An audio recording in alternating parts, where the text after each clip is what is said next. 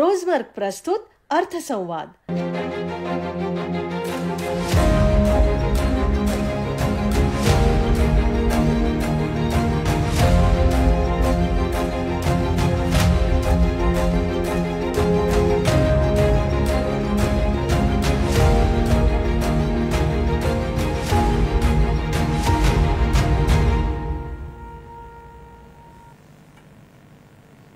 नमस्कार. अर्थसंवाद या कार्यक्रमामध्ये आपल्या सर्वांचं मनापासून स्वागत.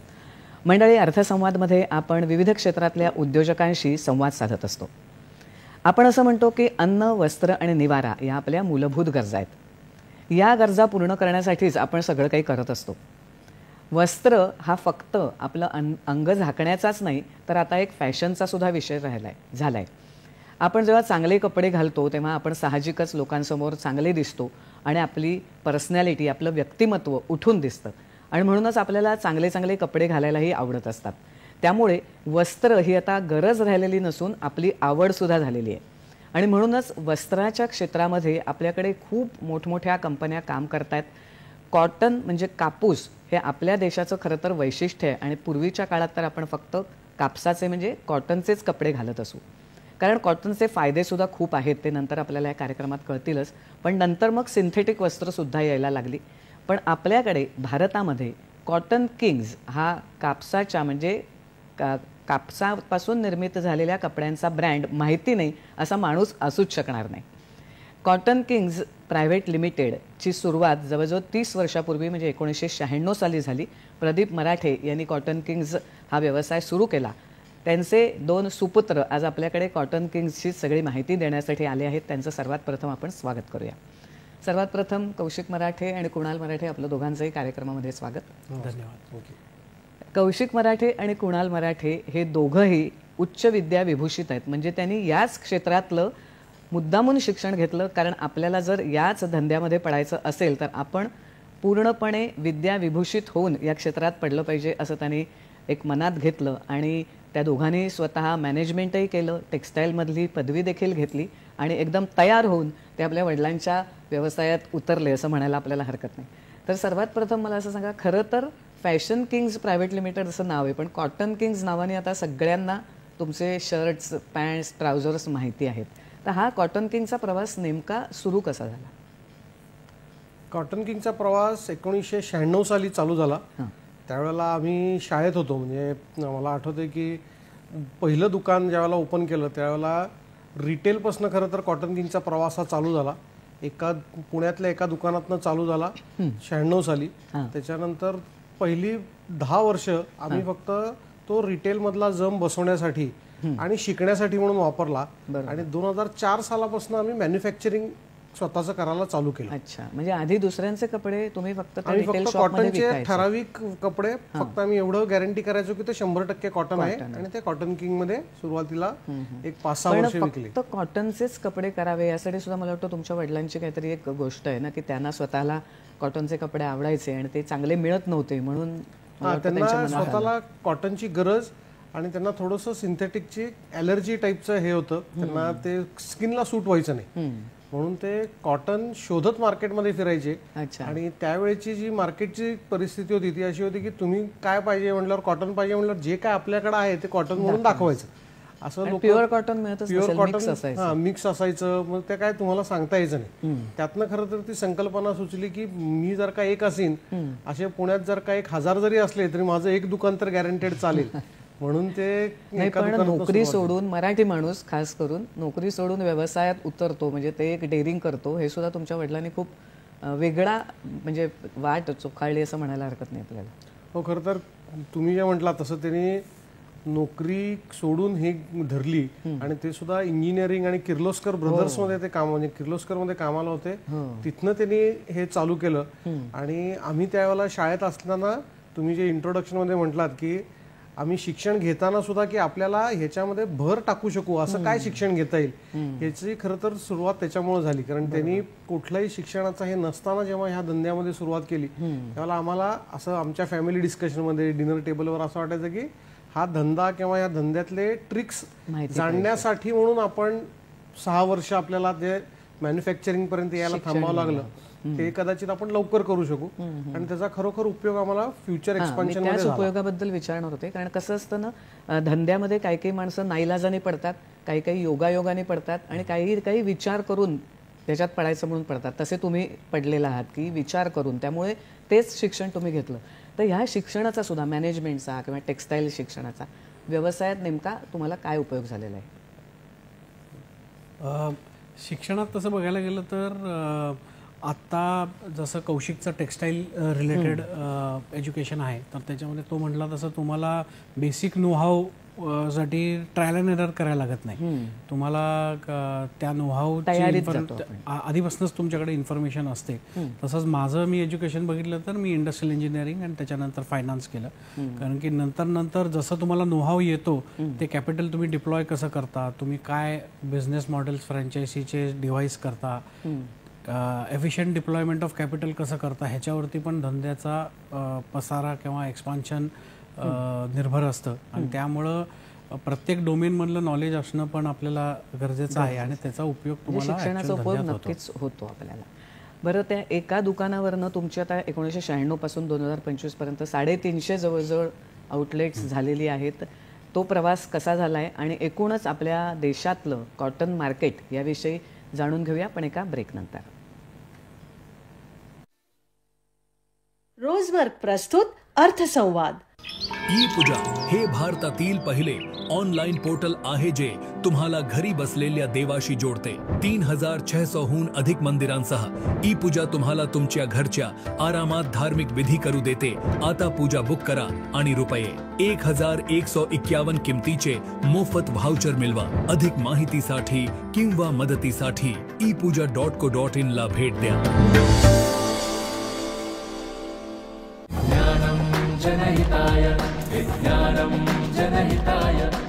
विज्ञानम जनहिताय प्रसारण दर रविवारी सकाळी 9:30 वाजता आणि पुनः प्रसारण दर शनिवारी रात्री 9 वाजता फक्त आपल्या सह्याद्री वाहिनीवर.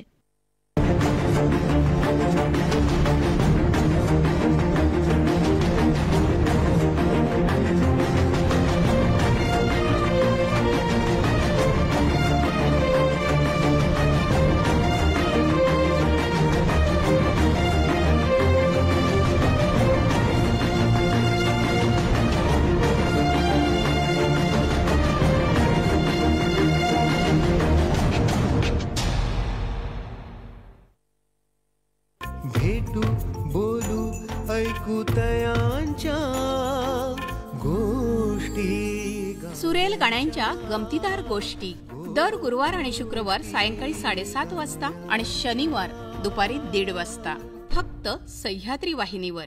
परमात्मा की शक्ति सदैव आपके साथ 24/7 आपके हाथों में भक्ति वर्ल्ड ऐप के साथ.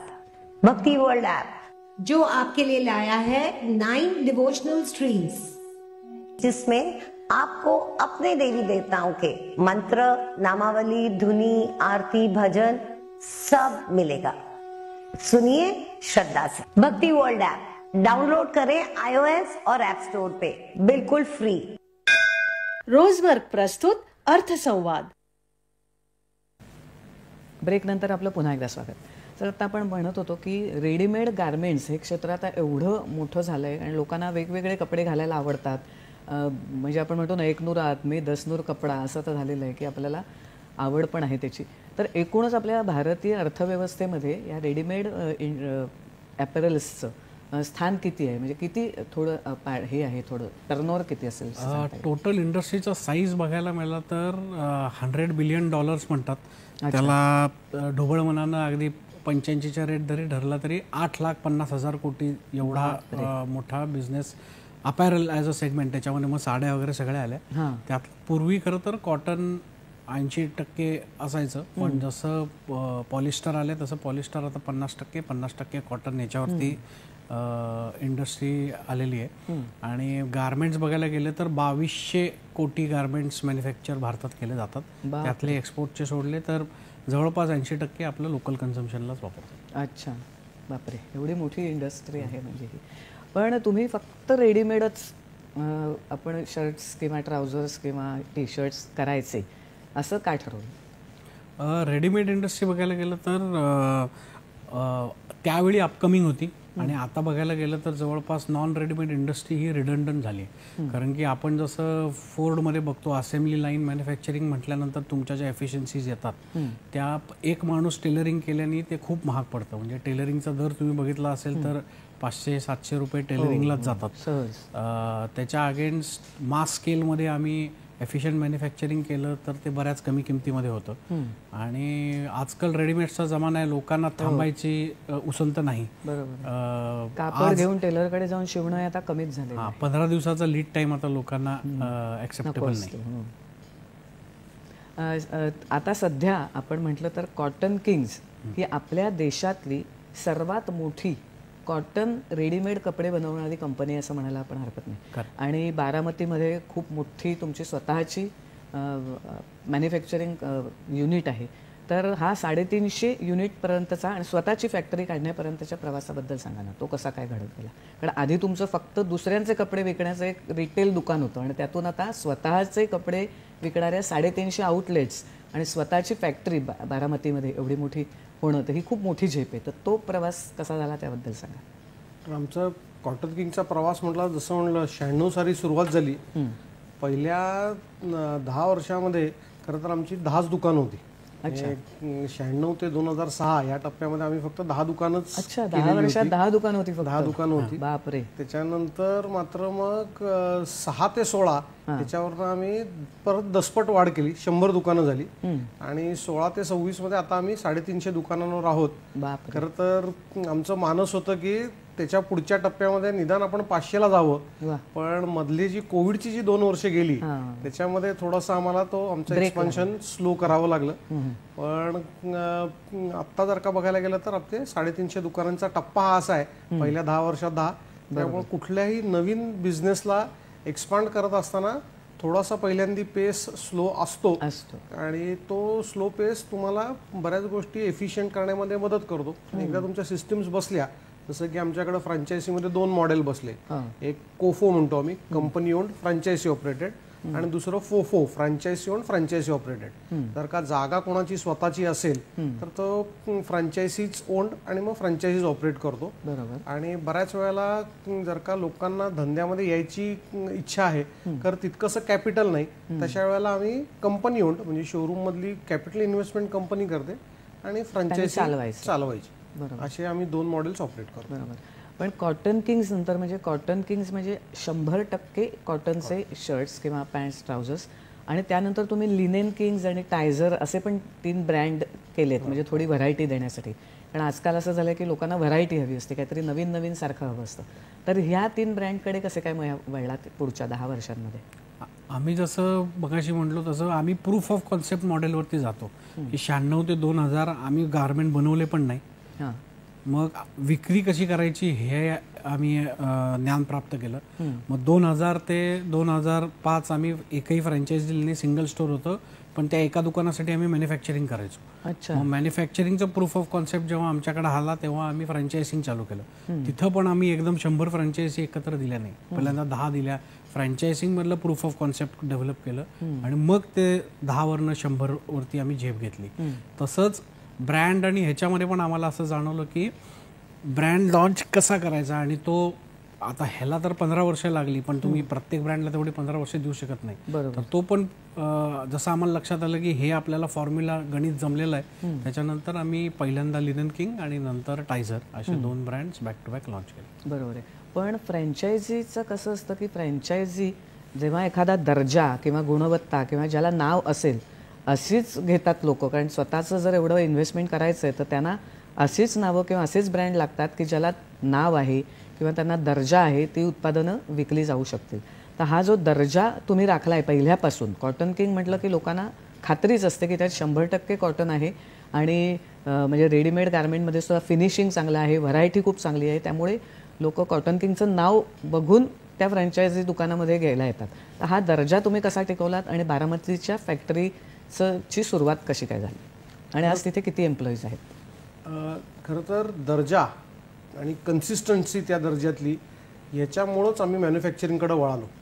कारण ज्या वेळेला आम्ही नुसतं रिटेल करत होतो त्यावेळेला हा जो प्रॉब्लेम आहे हा आमच्या लक्षात आला की मार्केटमध्ये एक दर्जा देणं आणि तो कन्सिस्टंटली देणारे ब्रँड्स खूप कमी आहेत आणि म्हणूनच आम्ही मॅन्युफॅक्चरिंग केलं.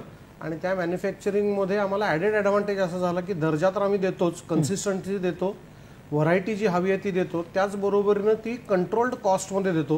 कारण कॉटन किंगची फॅक्टरी ही म्हणजे one of the very few फॅक्टरीमधली आहे की ज्याच्यामध्ये कापड आलं की ते फिनिशिंग पर्यंत सगळं प्रोसेस इनहाऊस होते. कुठेही जॉब वर्कला गेलं मग बाहेर आलं आत आलं असं होत नाही, कम्प्लीट प्रोसेस इनहाऊस होते.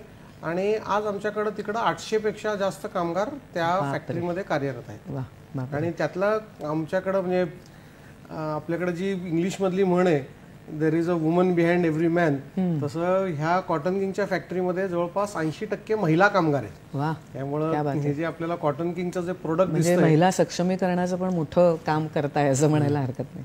मला एक गमतीशीर प्रश्न होता की तुम्ही दोघं कॉटन किंगचेच कपडे वापरता का? येस येस, आम्ही आजच नाही म्हणजे कधी कोणी आम्हाला कुठेही भेटलं तरी आमच्याकडे कॉटन किंगचेच कपडे असतात. एक ब्रेक घेऊया आणि आणखी पुढची माहिती जाणून घेऊया.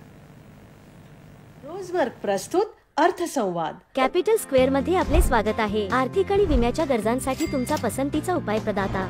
आम्ही भारतामध्ये स्थित एक वित्तीय सेवा समूह आहे जो सेवांची एक विस्तृत शृंखला प्रदान करतो, ज्यामध्ये निवेश, बँकिंग ते विमा, ब्रोकिंग आणि धन प्रबंधन तसेच परियोजना परामर्श पर्यंत सेवा उपलब्ध आहेत. आम्ही उच्चवर्गीय शहरांमध्ये प्रभाव स्थापित केला आहे. आम्ही मूळ कल्पना आणि नाविन्यपूर्ण उपाय आणि दर्जेदार परिणाम आमच्या अनुभवी वरिष्ठ संघाद्वारे प्रदान करतो. अतुलनीय आर्थिक आणि जोखीम व्यवस्थापन उपायांसाठी निवडा कॅपिटल स्क्वेअर.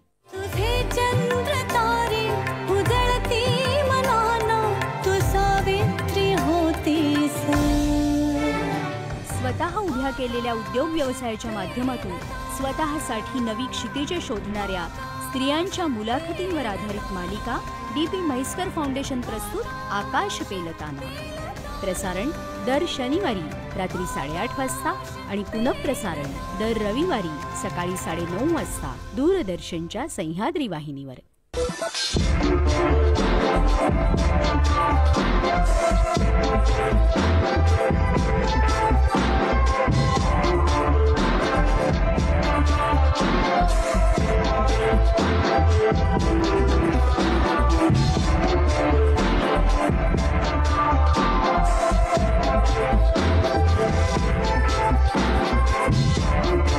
रोजवर्क प्रस्तुत अर्थसंवाद. ब्रेक नंतर आपलं पुन्हा एकदा स्वागत. सर, तुम्हाला अनेक पुरस्कार तर मिळालेलेच आहेत, कारण एक खूप वैशिष्ट्यपूर्ण अशी कंपनी आहे तुमची की फक्त कॉटनवरच ती अवलंबून आहे किंवा फक्त कॉटनच आपण निर्मित करायचं असं तुम्ही ठरवलेलं आहे. त्यामुळे इकॉनॉमिक टाइम्ससारखे सुद्धा पुरस्कार तुम्हाला मिळालेले आहेत.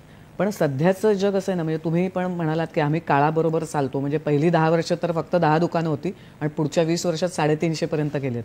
तर कोणत्याही बिझनेसमॅनला काळाबरोबर चालायलाच लागतं. तर आता ऑनलाईन शॉपिंग किंवा डिजिटल शॉपिंग असे दिवस आलेले आहेत, तर त्याचा पण तुम्ही आता वापर करून घेता का धंद्यामध्ये?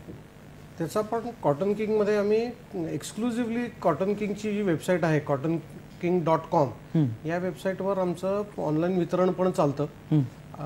खरं तर बाकी सगळ्या ह्याच्यामधल्या बिझनेस पॉलिसीजच्या डिफरन्सेसमुळे, कारण कॉटन किंग हे बाहेर बाजारात सुद्धा तुम्ही बघितलं तर एक्सक्लुझिव्ह ब्रँड आउटलेटमध्येच मिळतं. मल्टी ब्रँड म्हणजे बाकी पण इतर ब्रँड आहेत आणि त्याच्याबरोबर कॉटन किंग आहे असं नाही आहे. असं होत नाही. म्हणजे ज्यावेळेला भारतात एक्सक्लुझिव्ह ब्रँड आउटलेट ही संकल्पना नव्हती तेव्हापासून खरं तर कॉटन किंगचं वितरण हे फक्त एक्सक्लुझिव्ह ब्रँड आउटलेट्स मधनच होत आलेलं आहे. आणि तीच एक्सक्लुझिव्हिटी आम्ही ऑनलाईनला पण मेंटेन करतोय, ज्याच्यातनं ते cottonking.com वर अवेलेबल आहे. बरोबर. पण आता कपडे म्हटलं ना तर लहान मुलं, तरुण मुलं, ज्येष्ठ नागरिक यांच्या प्रत्येकाच्या वेगवेगळ्या आवडी असतात. तर त्याप्रमाणे तुम्ही हे कपड्यांचा बनवताना विचार करता, फॅब्रिक कसं तुम्ही म्हणजे सिलेक्ट करता, याबद्दल काही सांगता येईल का? इनिशियली खरं तर आम्ही जेव्हा एक्सपान्शन चालू केलं तेव्हा आम्ही जज करायचा प्रयत्न केला की आता आपण कर्नाटकात गेलोय, आता तमिळनाडूमध्ये कॉटन किंगचं दुकान उघडतंय, आपलं मध्य प्रदेशमध्ये आहे, गुजरातमध्ये आहे. पण नंतर आम्हाला लक्षात आलं की तुम्ही प्रेडिक्ट करायला गेला की चुकता. त्याच्या अगेन्स्ट तुम्ही समजा डिमांडचा लीड टाइम कमी केला की काय विकलं जातंय हे कळल्यानंतर ते सोर्स करून प्रोड्यूस करून तुम्ही विकलं, म्हणजे जॅपनीज टेक्निक आहे जस्ट इन टाइम, ती यूज केली, लीड टाइम्स क्रंच केले, तर तो प्रोडक्ट तुम्ही 15 दिवसात डिलिव्हर करू शकता का मार्केटला? हा प्रोडक्ट बघितला, हा चालतोय मार्केटमध्ये आणि तुम्ही 15 दिवसात डिलिव्हर केला तर प्रेडिक्ट करण्याची गरजच भासत नाही. आणि त्यामुळं तुम्ही एकदा प्रेडिक्टच नाही केलं. आणि पण त्याच्यामध्ये हे असं आहे की बाकी टेक्स्टाईलमध्ये तुम्ही बघितलं तर टाइम टू मार्केट ज्याला आपण म्हणतो तो 6 महिने.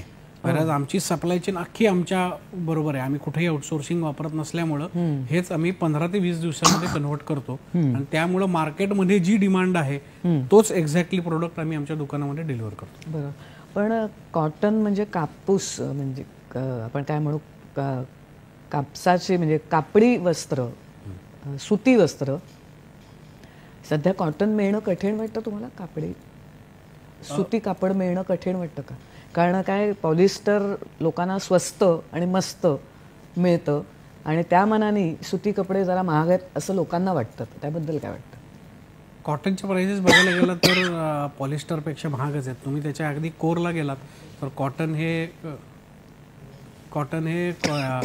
बेस मटेरियल आपलं कापसापासून बनलं जातं, पण पॉलिस्टरचं बेस मटेरियल हे ऑइल पासून बनतं आणि ऑइल प्राइजेसवरनं सगळं डिक्टेट केलं जातं. त्यामुळं पॉलिस्टरचे कपडे स्वस्त जरी असले तरी ऍक्च्युअल वापरायला बघायला गेलात तर कॉटन हे कितीतरी सुपिरियर आहे. आणि आपल्या देशाच्या कॉन्टेक्स्टमध्ये बघायला गेलात की जिथं ट्रॉपिकल नेशन्समध्ये आपण पडतो त्याच्यामध्ये तर कॉटन उकडत नाही, कॉटन स्किनवरती चांगलं असतं, आपल्या एन्व्हायरमेंटसाठी चांगलं असतं, उष्णता खेचून घेतं. तुम्ही कपडे उधून चुकून तुम्ही वेस्ट म्हणून थ्रो केले तर ते रिसायकल पण होऊ शकतं आणि डिग्रेड पण होतं. बऱ्याच पॉलिस्टर कित्येक वर्ष तसंच राहतं. बरोबर आहे. ह्याच्यावरती आणखीन एक पॉईंट जो आम्हाला दिसतो म्हणजे कॉटनचे कपडे घेतल्यानंतर त्याचे काही अंशाचे पैसे आपल्या बळीराजाला कॉटनच्या स्वरूपात जातात, शेतकऱ्याला जातात. पण पॉलिस्टरचे जे पैसे असतात त्याचं बेस मटेरियल ऑइल आहे, ऑइल तर आपल्याकडे बनत नाही, मेजरली आपण इम्पोर्ट करतो, तर ते अल्टिमेटली पैसे बाहेर जातात. बरोबर आहे. आणि मी तुम्हाला विचारलं तसं लहान मुलांचे, तरुणांचे, ज्येष्ठ नागरिकांचे, आणि शिवाय आवड बदलते. म्हणजे असं नाही ना की एखादं प्रोडक्ट कसं असतं, खाद्यपदार्थ असतात बाबा, तर ते वर्षानुवर्ष तेच चालतात. तुम्हाला सतत फॅशनप्रमाणे बदलत राहायला लागत असेल तर ते तुम्ही कसं बघता की मार्केटमध्ये आता आपल्याला काय चालतंय, कसं बदल करायला हवा? कॉटन किंगची जर का आणखीन एक खासियत जर का बघितली तर कॉटन किंगचं इनोव्हेशनवरती खूप लक्ष असतं. प्रत्येक वर्षी आम्ही काहीतरी एक नवीन प्रोडक्ट डेव्हलप करून मार्केटमध्ये आणतो. कारण आम्हाला माहिती आहे की आम्ही जर का कॉटन सारख्या एक फोकस्ड मार्केट सेगमेंटमध्ये असू तर तिथं व्हरायटी देत असताना नुसतीच रंगांमध्ये आणि चेक्समध्ये व्हरायटी देऊन चालणार नाही. तर त्याच्यामध्ये आम्ही अँटी स्टेन म्हणजे डाग पडणार नाही असा कॉटन मधला सुती शर्ट, एरोसॉफ्ट नावाचा जो कॉटनचा सॉफ्ट फील आहे त्याला आणखीन एन्हान्स करणारा, किंवा कॉटन मधली सर्वात टॉपमोस्ट क्वालिटी गिझा कॉटन, अशा वेगवेगळ्या कॉटन मधलेच आम्ही रेंज करत असतो. आणि त्यासाठी आमची मार्केट डेव्हलपमेंट टीम आहे जी याच्यावरती कंटिन्युअसली काम करत असते. जसा नवीन ट्रेंड येतो त्यानुसार आम्ही नवीन प्रोडक्ट लॉन्च करतो. बरोबर. आता तुम्ही दोघंही अगदी तरुण तडफदार असे उद्योजक आहात आणि हल्ली आपण बघतो की तरुणांना सुद्धा व्यवसायाकडे वळायचं आहे, पण कदाचित भांडवल नसतं किंवा तसं शिक्षण नसतं किंवा कुठच्या व्यवसायात वळायचं हे त्यांना कळत नसतं. तर अशा तरुणांना तुम्ही काय सल्ला द्याल तुमच्या अनुभवातून? पहिला सल्ला तर असा राहील की तुम्हाला काही करता येतं च्या अगेन्स्ट ज्याची डिमांड तुम्हाला माहिती आहे, असे 2 ऑप्शन असतील तर ज्याची डिमांड आहे ते चूज करा. डिलिव्हर तुम्हाला करता येतं, डिलिव्हरी थोडंसं मेहनत लागते, थोडीसा परिश्रम लागतो, पण ज्याची डिमांड आहे त्याच्याकडे लक्ष द्या. त्याचं उदाहरण द्यायचं म्हटलं तर मला पेजर बनवता येतो, वर्ल्ड क्लास पेजर बनवता येतो, पण सब स्टँडर्ड मोबाईल बनवता येत असेल तर तुम्ही सब स्टँडर्ड मोबाईल बनवण्याच्या बिझनेसमध्ये जावा. कारण की पेजरची डिमांडच नाही तर तुम्ही चांगला पेजर करून विकणार कोणाला हा एक प्रश्न राहतो. आणि ही गल्लत बरेचसे उद्योजक करतात की मला करता येतं पण त्याची डिमांड आहे का हे कोणी बघत नाही. बरोबर आहे. आणि तुमच्या वस्त्राची डिमांड तर कायमच राहणार आहे, त्यामुळे त्याला ह्या बिझनेसला तर काही मरणच नाही असं आपल्याला म्हणायला हरकत नाही. पण मग आता तुमचं नवीन काही एक्सपान्शन करण्याच्या काही नवीन योजना? आता महाराष्ट्रामध्ये तर कॉटन किंग जिल्ह्यात पोचलेला आहे. आता ह्याच्या पुढचं जे आपलं एक्सपान्शन आहे ते पॅन इंडिया एक्सपान्शन चालू आहे. त्याच्यामध्ये कर्नाटकमध्ये ऑलरेडी 20 पेक्षा जास्त दुकानं झालेली आहेत. मध्य प्रदेशमध्ये 5-6 दुकानं आहेत. गुजरातमध्ये आता भारतभर पहिलं टार्गेट असं आहे की पुढच्या 2 वर्षामध्ये ज्याला आपण साऊथ ऑफ विंध्याज म्हणतो, मध्य प्रदेश आणि त्याचे खालचे जे प्रदेश आहेत ज्याच्यामध्ये आंध्रा, तामिळनाडू, तेलंगणा, केरला ह्या सगळ्या स्टेट्समध्ये प्रसार करणे हे पुढच्या 2 वर्षाचं आमचं टार्गेट आहे. तुमचं कार्य हे असंच वाढत राहू दे आणि लोकांना चांगले कॉटनचे सुती कपडे जे खरं आपल्या देशाचं वस्त्र आहे ते वापरायला मिळू देत. आणि तुमचे तर म्हणजे आपण म्हणू की स्वस्त आणि मस्त दोन्हीच असतात, तर तसे वापरायला मिळू देत आणि तुमचीही भरभराट होऊ दे. आज तुम्ही इथे दूरदर्शनला आलात आणि कॉटन किंग विषयी खूप चांगली माहिती दिलीत. खरं तर बोलण्यासारखं खूप आहे पण वेळेची मर्यादा आहे, त्यामुळे आपल्याला इथेच थांबायला लागतंय. पण इथे तुम्ही दोघंही आलात त्याबद्दल मनापासून धन्यवाद. थँक्यू. मंडळी, पुढच्या आठवड्यात आणखी एका वेगळ्या क्षेत्रातल्या उद्योजकांशी संवाद साधूया. या भागात इथेच थांबूया. नमस्कार.